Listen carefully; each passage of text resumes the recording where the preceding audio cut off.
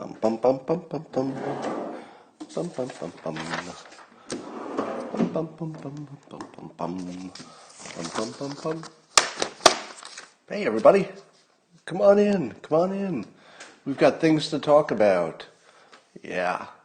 Is today the 4th of July? Oh yeah, it is. Happy 4th of July. Do you know the last time I knew what day of the week it was or what time of the month it was? It was a long time ago.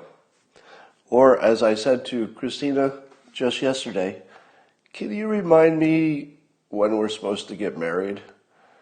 I have this calendar problem. So it's a lifelong problem.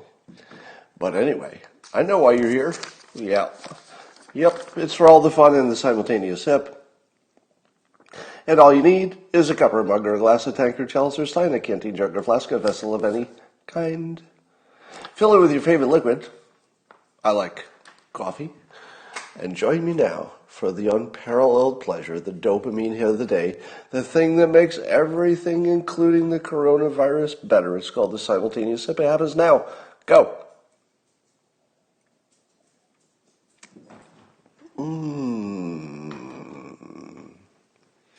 Here's a question for you just to blow your mind. You want your mind blown? Have you noticed that it seems like when there's one crisis in the news and that's the focus of the news, all the other problems go away? You notice that? Do you see a lot of people complaining about climate change? Not so much. And that's a little lesson for you on how subjective your experience is. Because if we did not have a coronavirus, and we did not have whatever the protests are about, we would have the same amount of fear about something else. Your fear would just be transported into a new vehicle. And, we had this fresh new fear. Coronavirus. We don't have to talk about climate change for a while. But climate change will be back. It will be the most important thing in the world again someday, as soon as we get past this. All right, let's check to see how our prediction and suggestion records look. In the beginning of the coronavirus, who told you that maybe we should move the restaurants outside into the streets for the summer? Probably me. And you see restaurants all over the country moving into the streets and outside.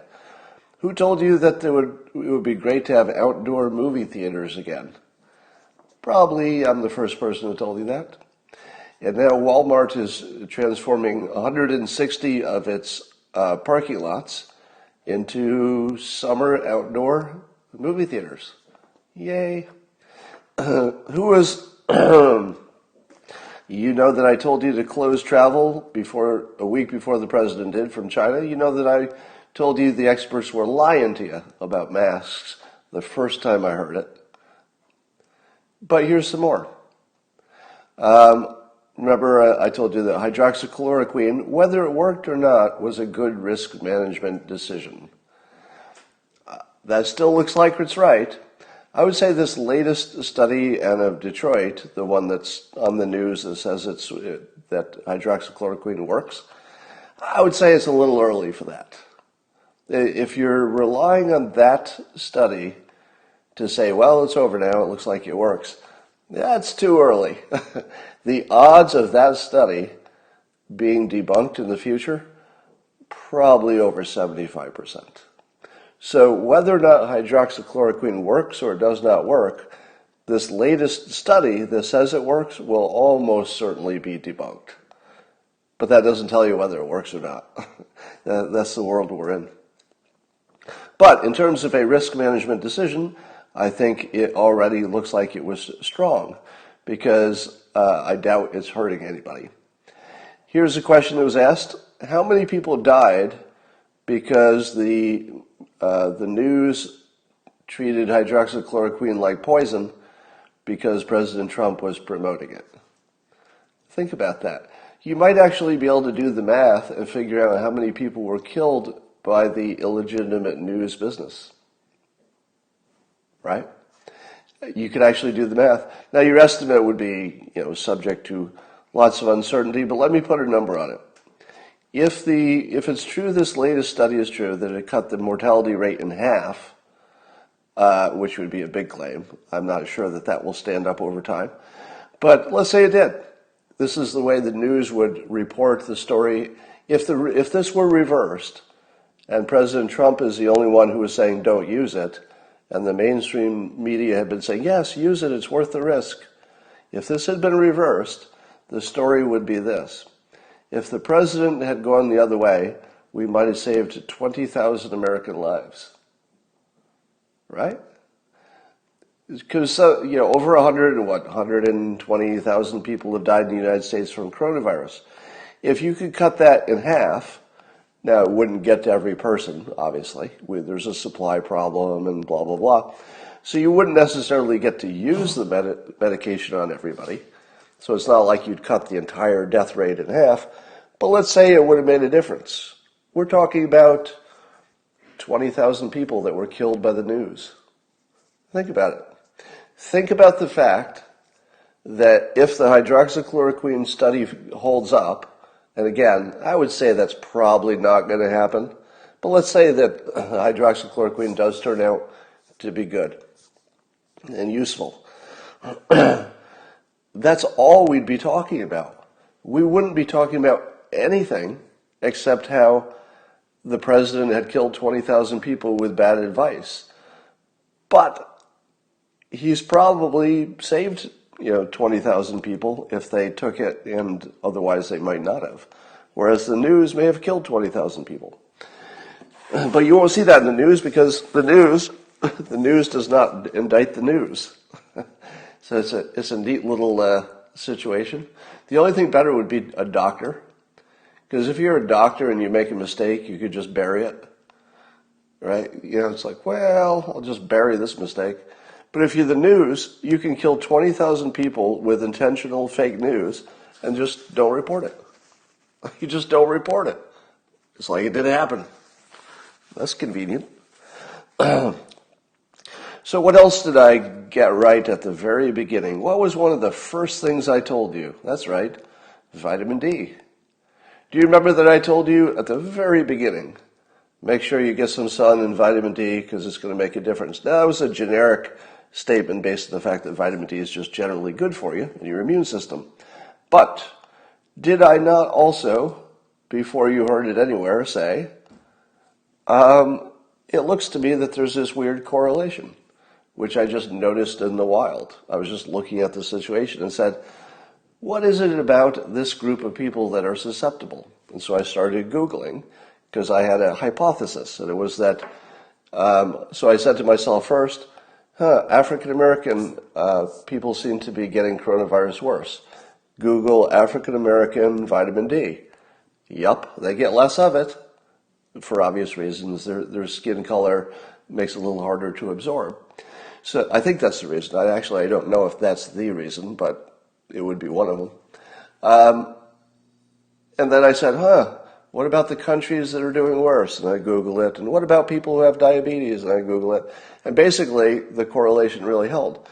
So today there's a report that there was a study that found out that vitamin D is very highly correlated with the death rate of coronavirus. Now, that doesn't necessarily mean that if you boosted your vitamin D, you'd do better. But all common sense says yes. So again, the correlation looks really strong based on this one study, which could be wrong tomorrow when there's another study. But looks like I was right about that too. So if you're keeping score, if you had done everything that the idiot cartoonist told you to do about your health, you would be way ahead of what the news told you, what the experts told you, and all of your doctors. That's just a fact. Sorry. I can't, I'm not going to tell you that I could do this the next time there's a crisis.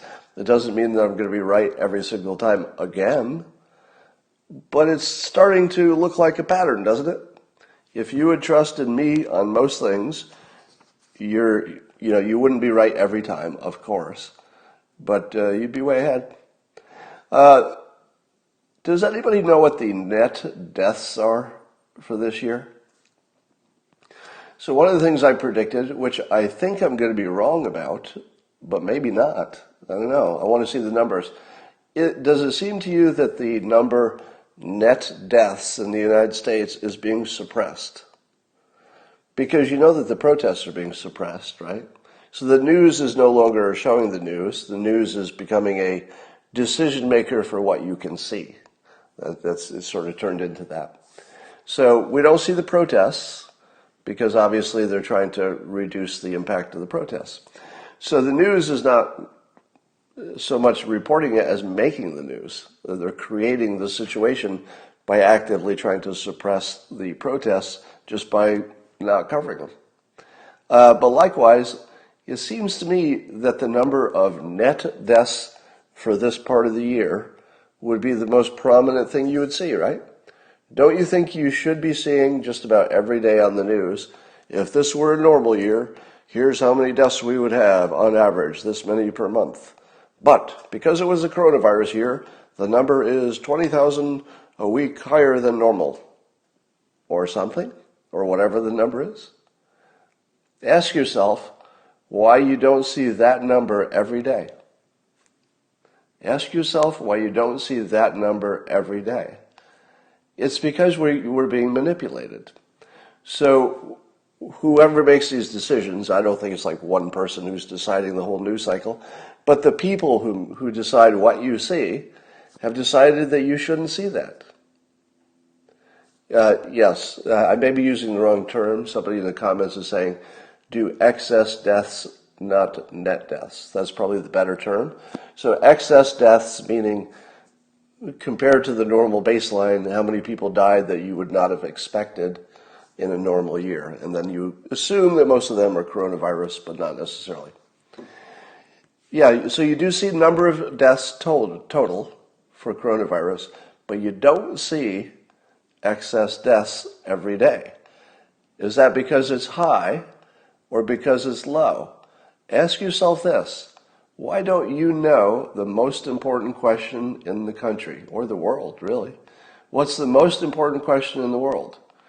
Are excess deaths more or less than there would be, is there any excess deaths at all, I guess? You don't even know. You don't even know. It's the most important number in the world. Does anybody know? Of course. It's a gatherable number, obviously. What's up with that? Every time you see something like that that's now reported, you have to ask yourself, is that a decision? Did somebody say we don't want people to know this? Maybe. Don't know. So Trump gave a speech last night. Probably you heard. And the first thing I did was I tried to watch the speech without the benefit of any commentary. So I like to watch it and say to myself, all right, what is his base going to think of it? And then I try to put myself in the other head to say, okay, what is the other team going to think of this? Now, the other team is easy. You just say, oh, they're going to take stuff out of context and say it's dark and evil and racist, right? It's kind of easy. You didn't have to actually hear the speech to know what the criticism would be. Am I right? You did not need to hear the speech to write any of the criticisms that appeared today. Look at the criticisms. You tell me that you could not have written all of the criticisms before he gave the speech, because they're sort of generic. Two pundits have so far used the word dark. I wrote about this in Win Bigly, and I talked about it in the 2016 cycle, that there was a persuader who I speculated was Robert Cialdini himself, the greatest persuader or expert who wrote the book Influence and Persuasion. So he would be considered kind of sort of the gold standard for influencers. And when everybody on the Democrat side in 2016 started using the word dark about Trump's speech at the convention, I said, there it is. That's the mark. That word dark does not come from normal political people. This looks like an outside advisor, because that's a weapons grade persuasion that you just don't see from the regular political advisors. And it turns out that Cialdini refused to, he had a no comment when asked if it was him. Nobody would no comment on that unless it was actually them. All right. Who in the world would, if you said, did you give this specific piece of advice to the president? Who in the world would say, no comment? You would only say that if you did. If you didn't, you'd say, no, that wasn't me, right? I mean, because why would you, unless you were just like the worst liar in the world or something. All right, so we think that dark was probably given to the Democrats back in 2016. I've only seen it twice this year. Looks like they're trotting it out to see if it'll work, but I don't know. It doesn't seem to have any purchase yet. So what I picked out was that Trump used the phrase bad, evil people to talk about the ones who were causing trouble and taking down statues that were, not even Confederate statues, etc. And I said, there it is. That's the quote that CNN will take out of context. And sure enough, was it Marianne Williamson? So she was the first one to take it out of context and say this. He is, in her tweet, she said about the president's speech, he is positing all those who don't agree with him as evil people, who are enemies of America. Nothing like that happened. If you watch the speech, the president's words were extremely clear. We're all Americans, unifying. We're all Americans. And there were some troublemakers were knocking down statues, and he's condemning them. The exact opposite of what Marianne Williamson says is that he's positing that all those who don't agree with him are evil people. Not even close to anything like that happened in the speech. Nothing close to that. Literally the direct opposite of this. But if somebody didn't see the speech, what would they think? If you hadn't seen the speech, you'd think, well, maybe he said something like that. No, he said exactly the opposite of that. Here's the other thing I was looking for. I was looking for whether the president hit a nerve. In other words, everything is a giant test of, how about this message? How about this statement? How about the way I framed this? Everything in a campaign is a continuous test to see if you got the right message that hit a nerve. And sometimes you can't tell if you hit a nerve unless you see the reaction of the people you're trying to move. And let me read this reaction to you from Aaron Rupar, who is a notable anti-Trumper. So this was his comment about Trump's speech. He said, Trump offers some remarkably overheated rhetoric. Interesting. All right, so the first thing you should note is that Rupar is calling the president's rhetoric overheated. All right, just hold that thought. And he said, he's quoting the president, saying, the president said, there is a new far-left fascism that demands absolute allegiance. This left-wing cultural revolution is designed to overthrow the American Revolution. All right, so Rupar is pointing out that this is overheated rhetoric, and of the things he wanted to point out for a criticism, he wanted to point out that this was going too far, to say that the left was trying to demand absolute allegiance and that they were trying to overthrow the American Revolution. Here's what I think. I think that hit a nerve. All of this is very subjective, but I'm going to tell you that based on all of my lifetime of experience with persuasion, I think Aaron Rupar is telling us directly, please don't do more of this. That's what it feels like. It feels like it's true enough that Aaron Rupar is trying to brush it back and say, no, this is bad. Better not say that anymore. It feels like he knows a nerve has been hit. Now, of course, there's a big difference between saying there are some troublemakers versus saying it's all the Democrats. They're all troublemakers. There's a difference. But if the Democrats are sort of supporting the team that are the small group of troublemakers, you can sell the argument pretty well. You can sell the argument that they're all the same on the left as long as the left won't condemn them and does support them in other actions. Would you say that the left does support the small group of people who are taking down statues and whatever? Do they support them? Do they even support the looters? Yeah, they do. They even support the looters by being very vocal about not wanting force being used, to being anti-police in a sense. I think that Trump hit a nerve. Now, I'm going to tell you some things that I don't think he did right in a moment, but on this one, because remember, everything's an A/B test. You're not trying to hit winners. You're not trying to hit home runs every time. You're trying to get that one that goes beep, beep, beep. This is the one. This is the one. And I think Aaron Rupar, who reads the room well, in other words, he understands his side of things and is involved in politics. So I would say that his censor is probably pretty well tuned. That's not to say I agree with what he says. I'm just saying that he's sensitive to the situation. He can read the room. And I think he's afraid of this attack because I feel like he thinks it's too close. So did you notice that something seemed to happen in the last 48 hours? When the president basically, I forget his exact term for Black Lives Matter, but he basically said it was a violent hate group or something. I think he said a hate group. You saw that I tweeted that Black Lives Matter is a violent racist group. I got 10,000 retweets. I got 10,000 retweets from people. Not all of them were anonymous, right? So Twitter isn't just anonymous people. I got 10,000 retweets calling Black Lives Matter a violent racist group. Do you know how many retweets I get on a normal retweet that does pretty well? 1,000.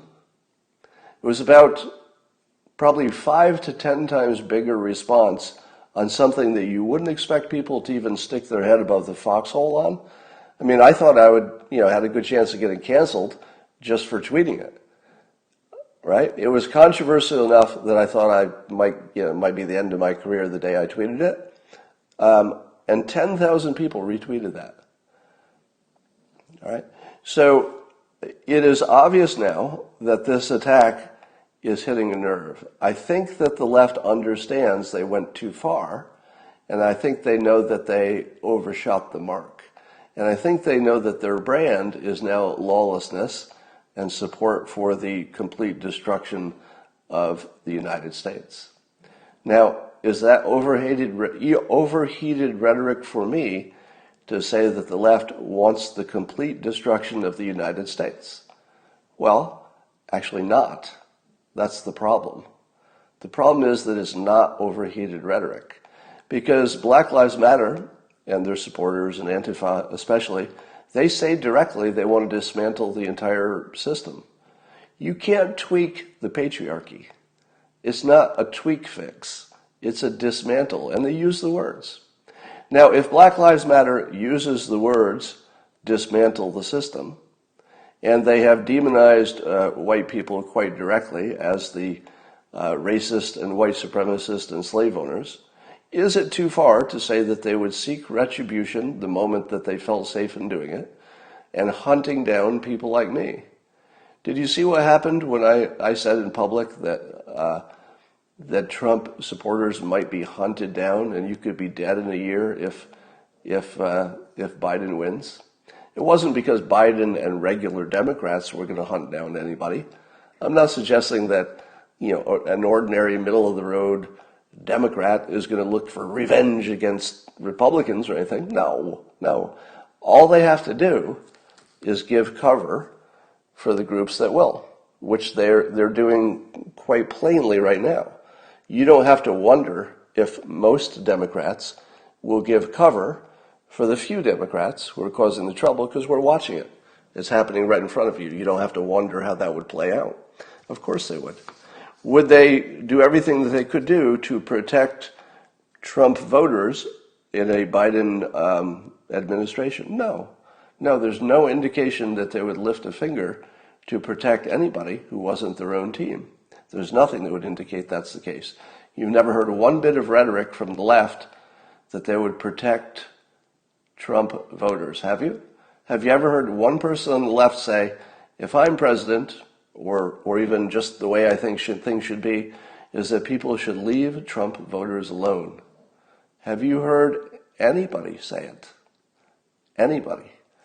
One time, a celebrity, politician in the House, Senate, candidate for president, have you heard anybody on the left or even in the news say, you know, people, we should not demonize regular Trump voters. They just have a preference that's different from yours. Have you ever heard it? Not once. That is approval. There's no way that could be interpreted anything but approval. So it's silent approval, but approval nonetheless. So here's what I think happened. The moment that the president and people like me, less impact in my case, the moment that the president was willing to say in public directly that Black Lives Matter is a hate organization, and we're going to put him in jail for knocking down our statues, 10-year prison sentence for knocking down I guess maybe a federal statue.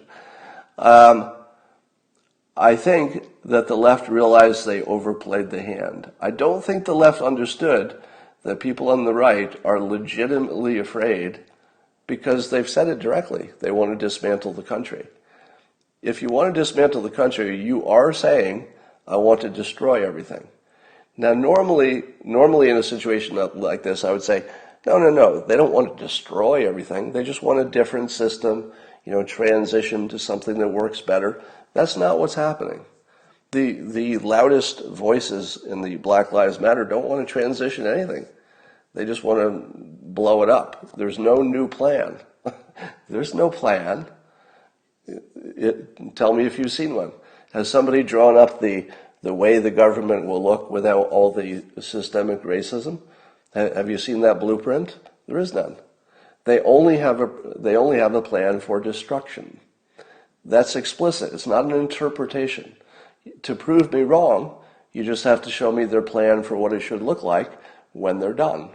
If you can show me the plan of what it looks like when they're done, yeah, this is the world we're trying to build. It would look a little bit more like this. If that exists, well, then I'm certainly wrong. But it doesn't.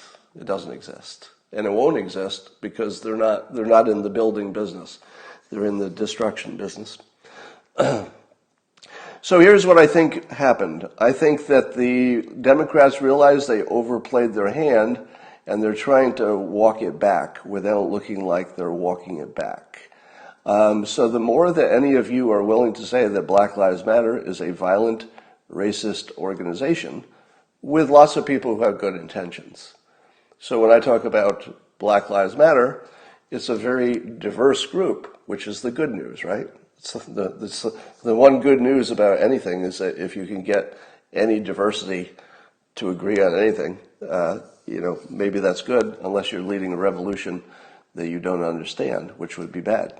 So lots of people within the movement are just well-meaning people who got caught up in something they didn't quite know what they were getting into.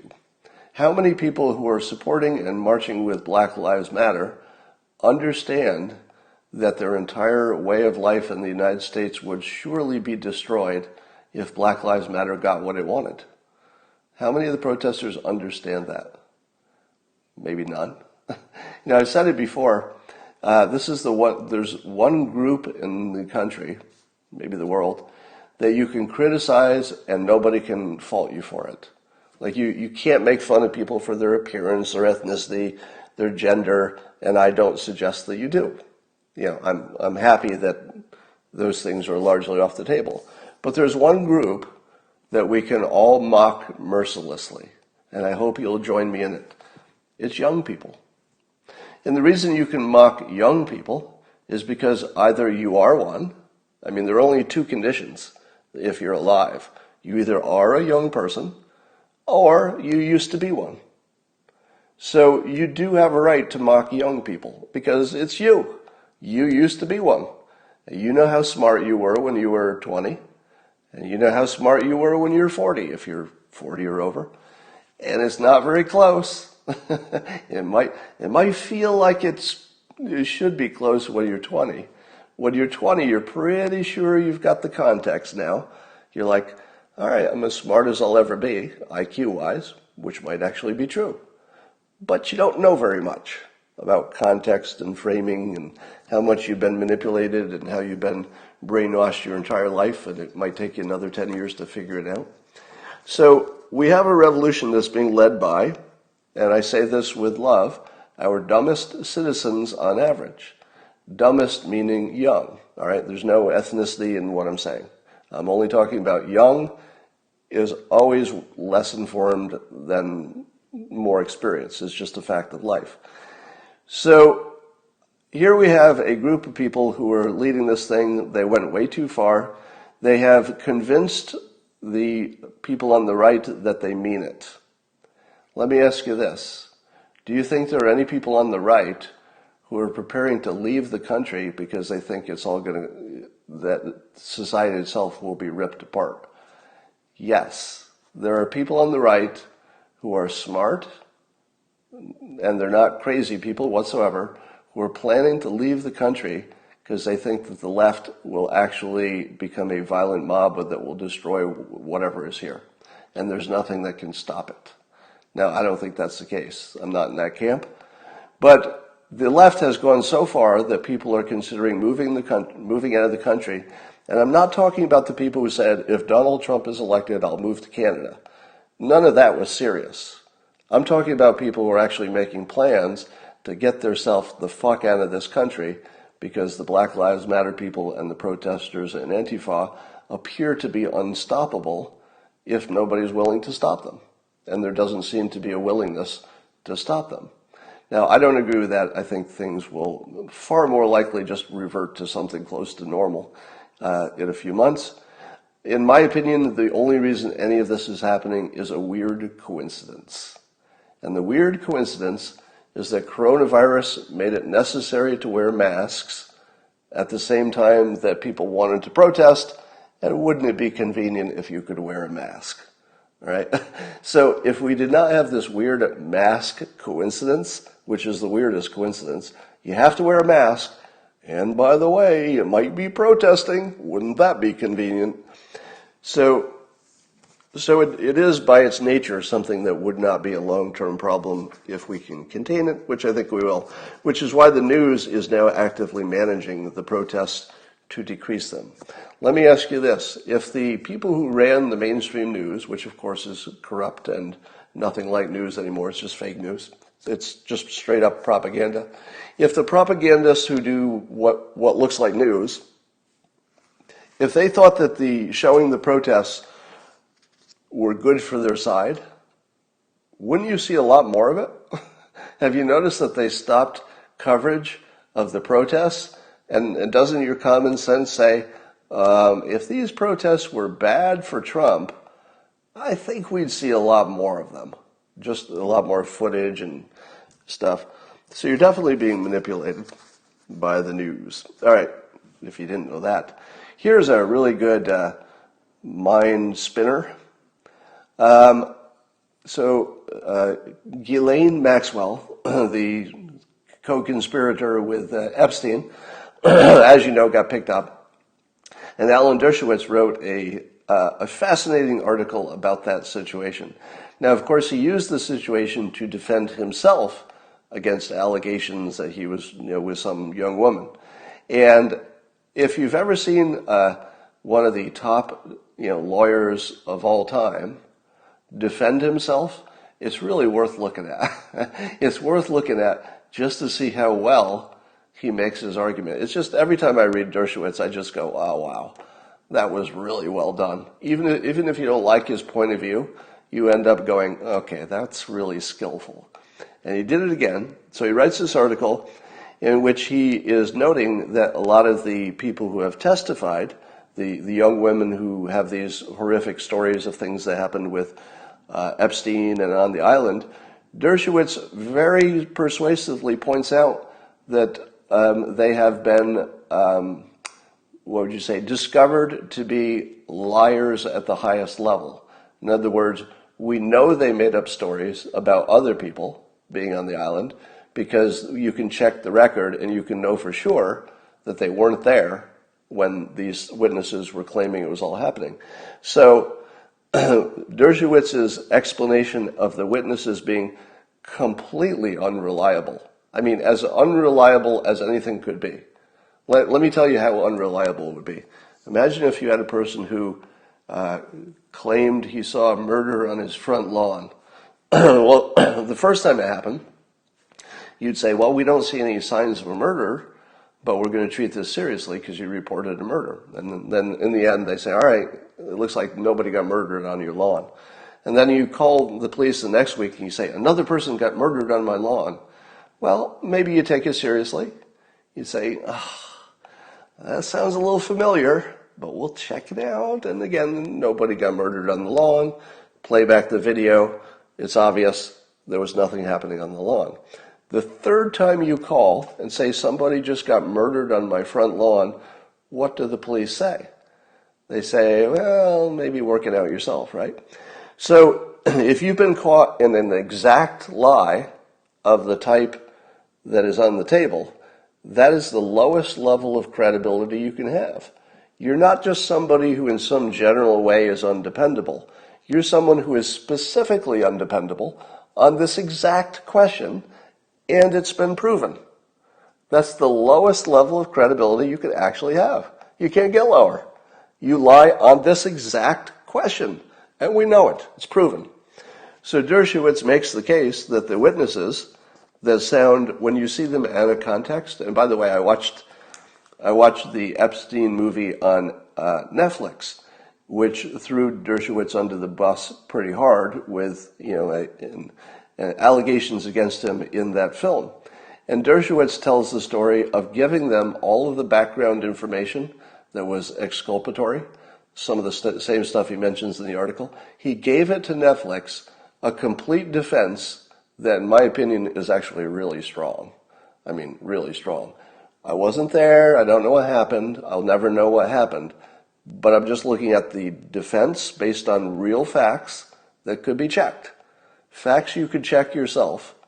He gave to Netflix, and they didn't put it in the film. They didn't put it in the film. Think about that. They threw Alan Dershowitz under the bus, accused him of being a sex criminal, and the accusers have a record, according to Dershowitz, of being liars on this exact thing, accusing other people that we know for sure weren't there. How do you not include that? How do you not include that? Really?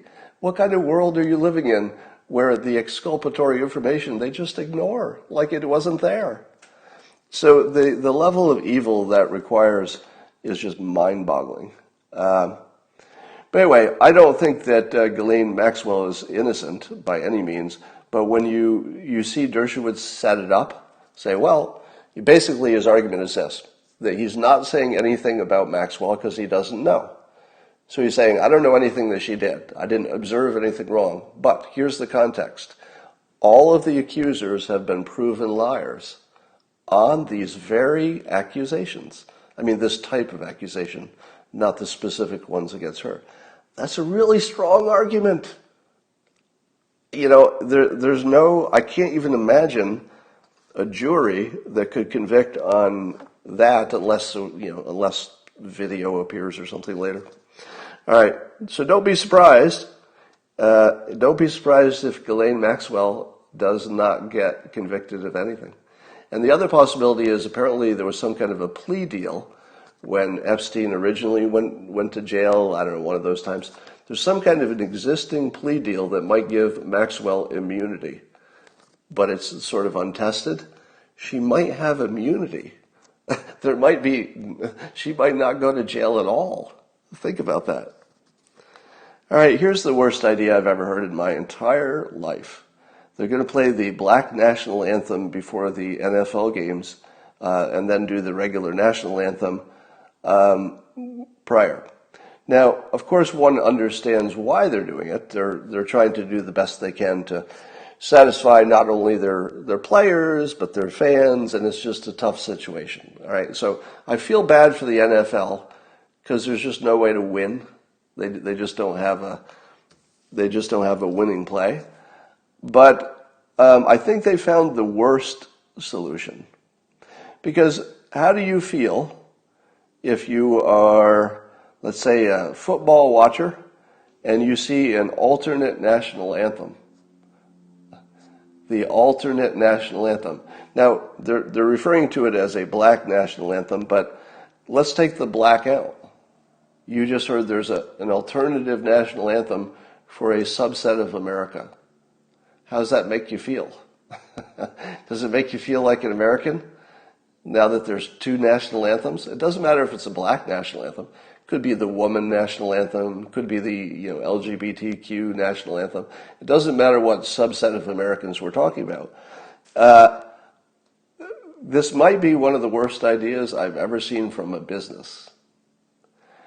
I feel like the NFL is going to have the lowest ratings they'll ever have unless people are so starved for entertainment that they watch anyway. I guess it's a wild card because people are starved for entertainment, so maybe it'll be the highest ratings they've ever had. But people might tune in, 10 minutes after the game starts to not watch it. Now, what's my personal feeling about it is I don't get worked up about, symbols. I don't care about flags and flag burnings. I don't care about national anthems. I don't care about kneeling, and I don't care about statues too much. Just generally speaking, if you're talking about symbolism, I don't know, just work it out. Work it out among yourselves. If there are Americans who care deeply about these symbols and they want to mix it up with, verbally mix it up with other people who have a different opinion, I'm just going to watch the show. Wherever it comes out, statues yes, statues no, I'm going to be fine with it either way. I just can't get invested in something so ridiculous. So personally, I'm not invested in any of it. I don't think football's important. I don't think it should be played. By the way, I think football should be banned, because of the head injuries, especially for children. Maybe for adults, you let them take the chance, but certainly I would ban football for children. That's another story. So I think the NFL is shooting themselves in the foot with this, but we'll see. It could turn out to be brilliant. We'll see. Here's something that's a worrisome trend. Self-defense is starting to look illegal now. Did you know that? Didn't you have a pretty good idea in your head what self-defense looked like, and you thought you knew what it was? It's starting to get murky, and I'm worried that the realm of what we would call self-defense is shrinking so that the angry mobs can get at you a little bit better. Let me give you an example. So apparently, I don't have an update on this, but the last I knew, the McCloskeys, the couple who were the gun-wielding couple in their big house that they protected against the crowd, apparently they're still being considered for charges. Are you kidding me? They are still being considered for maybe being charged with a crime for simply having guns to at least have some defense against this crowd. Now, I don't know if it was because the wife pointed her gun. Does that make a difference? I'm not a lawyer, and maybe it varies by state. But where exactly was the crime? That was as self-defense-y as anything I've ever seen in my life. They were lawyers, for God's sakes. They knew what a crime is. They're lawyers. They know what a crime is. They weren't trying to commit a crime, that's for sure. And then I heard another one today about, there's a question about what police should do, or really what anybody should do. Let's say the mob surrounds your car. If the mob surrounds your car and they start breaking the windows and there's even somebody with a gun and they shot somebody in a car. So it's like the worst, scariest situation. But the mob is all around your car. What can you do in self-defense? Can you drive forward at the risk of hitting people when you know you would hit people? Can you drive slowly? Can you give them warnings of sharp little moves forward to get them out of the way, but if you hit somebody, you're still liable and you go to jail? Even the question of your car surrounded by people, you're not allowed to just drive through them, even if they're attacking your car. And the fact that that's even a question, are you kidding me? That's a question? Well, let me say, if somebody surrounds my car, I'm going to drive forward. If there's somebody in front of my car, they will be killed or injured. But I'm going to do it. I'm not going to sit there with a crowd that's beating on my car and threatening me. I'm going to drive forward, and I'm going to take out anybody who's in front of me, and I'm not going to even think twice about it. I'm not even going to feel guilty about it. I'm going to look in my rearview mirror and see brains spilled on the road behind me. I'm not going to have a nightmare about that. I'm not even going to have PTSD about that. All right, that's just me. But let me say it again. If you put me on a jury in this country, I am not going to convict anybody for what looks like self-defense. Moreover, if it's a gray area, they're not going to be convicted by me. Put me on a jury. If it even looks a little bit self-defense-y in the context of these big crowds, I'm not talking about a normal crime, right? A normal crime, you have to look at each one individually. But in the context of these protests, if somebody does something that's even arguably a little bit self-defense-y, they're good with me. Good with me. Because here's what I don't expect of my fellow citizens. I don't expect you to be speed lawyers in an emergency. You're probably not a lawyer, and if you were, you don't have much time to think. I'm not going to ask you to be a legal scholar while a crowd is ascending on you. If the crowd ascends on you, this is Scott's rule. Let me put it out there. Are you ready? This is Scott's law. I'm just making this up now. Scott's law says that if the crowd comes after you, there's nothing you can't do to defend yourself. Got it? There's nothing you can't do to defend yourself if a crowd threatens you. That's Scott's law. Put me on the jury. Let's say the crowd comes in and they're chanting things and they surround you. And you pull out a machine gun and you kill 27 people. Self-defense. Self-defense. That's just me. You can do anything you want. It's a free country so far, a little less free than it used to be. But if it's me, you could take out a machine gun and you could take care of the entire crowd that's threatening you. And you could even finish off the people who are on the ground suffering. And I would still say, looks like self-defense to me. I know, because you don't know if those people on the ground were going to get up. Right? I mean, you're not some expert on military or defense. So if a civilian gets surrounded, that's just me. I don't recommend that you do that because taking self-defense recommendations from me would be a certain way to get you killed. I'm just telling you my attitude. So I think we've reached the point where the slippery slope has met the wall. Slippery slope, meet wall. We are all able to say now that Black Lives Matter is a violent, racist organization. Now, by the way, that's not an opinion. That's actually Black Lives Matter's self-branding. You saw Hawk Newsom, head of the Black Lives, he's a leader in Black Lives Matter in New York, which is obviously an important branch of Black Lives Matter. And he said on television, I think he said it more than once recently, that they do not eschew violence. That, they'll be peaceful if they can get what they want, but if they can't get it through peace, violence is on the table. And he said it directly.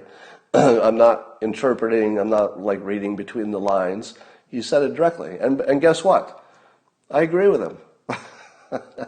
The reason I know I'm not misinterpreting it is because it's a perfectly reasonable statement, which is, and here's the second part, as Hawk points out, that if you look at the history of this country, almost nothing ever changes without violence. And it's a really smart thing to say, because it's true. This is one of those countries, and maybe it's just true everywhere, that until there's at least the threat of violence, things don't really change, because you don't have to. You can say, well, I'll deal with that tomorrow, and then don't. So he's not wrong that if they need, if they feel that they're willing to do whatever it takes to get these changes, whatever they might be, that violence is on the table. So if your organization leader says violence is on the table, you are a violent organization, and you can see, individual members who are being violent. Secondly, is it racist? Well, of course it is. Of course it is. It's totally racist. Let me make an analogy for you. Is Black Lives Matter, equally concerned with other lives? Obviously not. The whole point of Black Lives Matter is that it's a preference. They're not looking for equality. They're looking for, at least the way the slogan is presented. I'm not mind reading anybody's individual thoughts. I'm saying that the way it's presented is that their problems are special because they came from a certain historical path. I would argue that saying that black people's problems are special, whereas, let's say, some Hispanic American, Filipino American who was born into poverty, I guess their problems aren't special. They don't get any help because they don't have the right kind of skin. It's just purely racist. It's violent and it's racist. Now, again, I think by and large, most of the members, most of the protesters have something like good intentions, but they have joined onto a violent, racist organization without realizing it. Speaking of that, let's talk about the president's speech, which is being called racist and divisive. Those of you who watched the speech last night, give me your opinions. There's a little time lag in the comments, but your opinion, was the president's speech unifying, or was it racist and divisive? Go. What is your opinions? And then I'll tell you mine. By the way, I do plan to have surgery someday if the coronavirus doesn't keep delaying it. I'll get my sinuses fixed. All right, so I'm looking at your comments coming in. I guess it's going to take a little while for them to come in. Here's what I think. If the president wanted to be unifying, it wouldn't have sounded anything like that. So I don't think it was a unifying speech or even close to anything like that. Did anybody think that was unifying?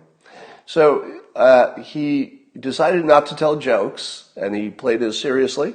And he talked about America, and he talked about, we're all Americans, etc. So there were definitely things he said that you could identify as attempts at unification. But here's the thing. If the president, so I'm looking at, okay, comments are coming in now. Good. Somebody says dark. Somebody says best, truth. Somebody said low energy. I will agree with low energy. It looked low energy to the point where he looked really tired, actually. Some people saying it's very unifying, patriotic. Somebody said too mild, which is not divisive enough, I guess. Uplifting and unifying.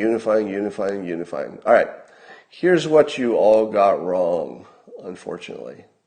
All of those all of those of you who are saying that it was unifying, I hate to break it to you. I hate to break it to you.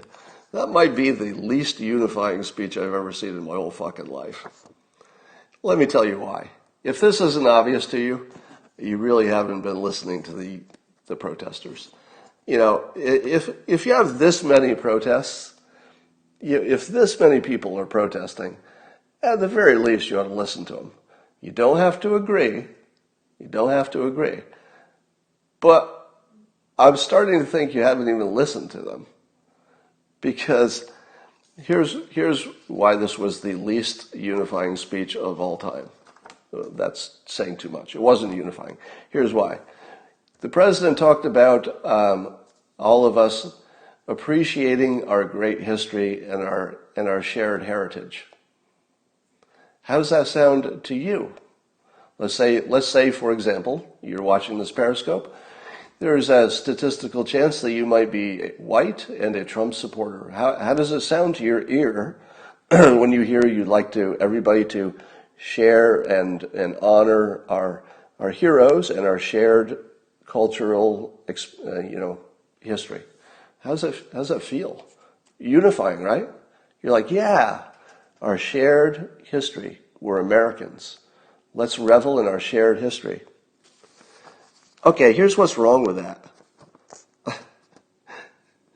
A lot of the history was people being slaved.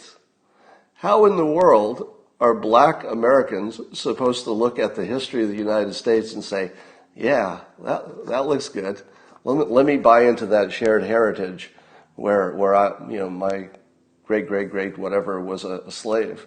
How in the world is that unifying in the context of protests with Black Lives Matter, the statues coming down, the legacy of slavery? The room is about slavery. Slavery is like the biggest topic in the news right now. It's on the top of minds.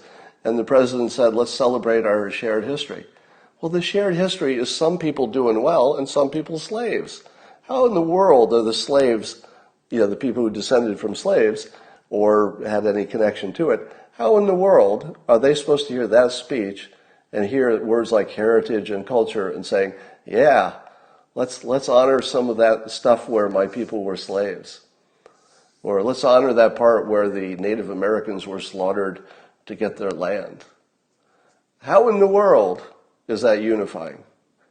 I would say that speech was an attempt to be not unifying, in my opinion. In my opinion, it was written with the intention of being more for the base. Now, did the base like it? Yeah, they did. So I was wondering how the base was responding, and they were responding very well because the base has a gigantic blind spot. You do. Not every single person, obviously. But the base has a gigantic blind spot, which is history is not so kind to a lot of people who live in this country and should feel good about it just the way you feel good about it if you do. So I would say that a unifying speech would have directly referenced that and would have directly acknowledged that, and something would have looked more like, let's appreciate more, blah blah blah. Now, here's what I like that he did. He did mention the heroes of our history, and he quite pointedly mixed in a lot of African American heroes with the other heroes. But did that make everybody happy? No, because there was no LGBTQ in that list. I don't even know if there was a woman in the list. Was there? There might have been one. Was there maybe one woman in the list of American heroes?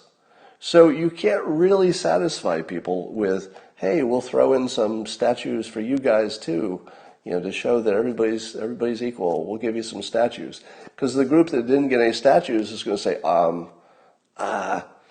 it's great that white people and black people have statues, but how about me? So there's no winning. So did the president take the most politically advantageous approach, which is pushing back on the statue people, which is base wanted, using words like culture and heritage, which sound racist to half the country, but to his base just sounds like common sense. And you genuinely don't hear it. I think it is legitimately true that people on the right just don't hear that. They don't hear it as racist. But it's because you haven't lived anybody else's life. Everybody else has the same problem. It's not a problem on the right. It's a problem that nobody really knows what anybody else is feeling or thinking. All right, so my opinion is that the speech might have been good for his base, which was important, so maybe it was politically correct.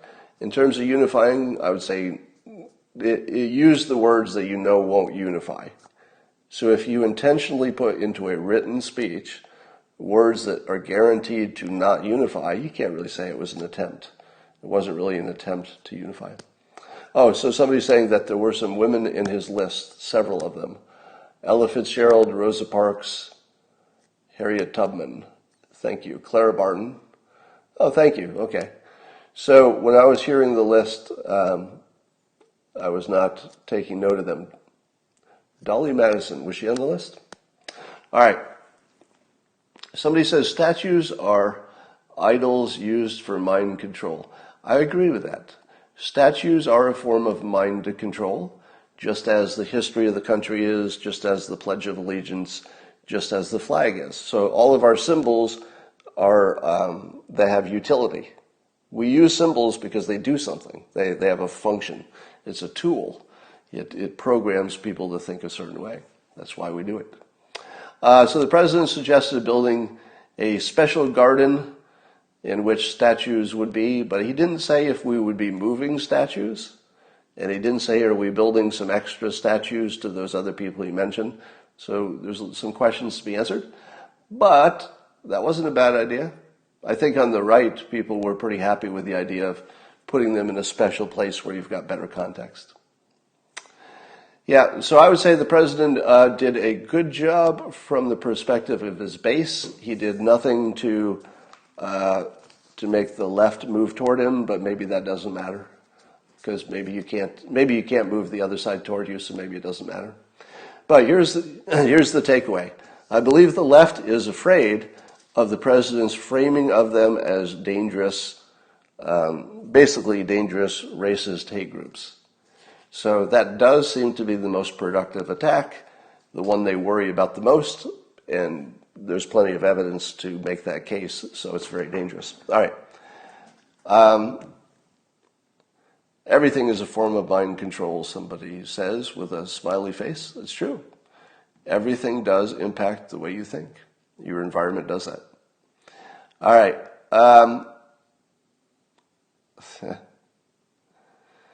Professors are indoctrinating kids with mind control. Yeah, I think so. I think that's a fair thing to say.